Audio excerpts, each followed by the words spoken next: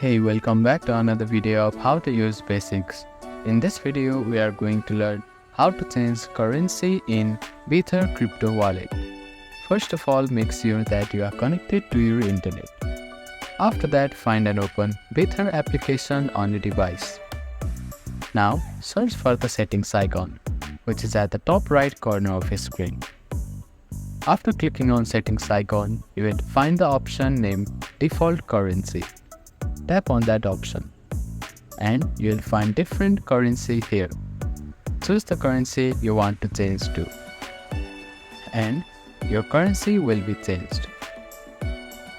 To change it back to another, you can simply follow the same steps and switch it back to any of the currency from here.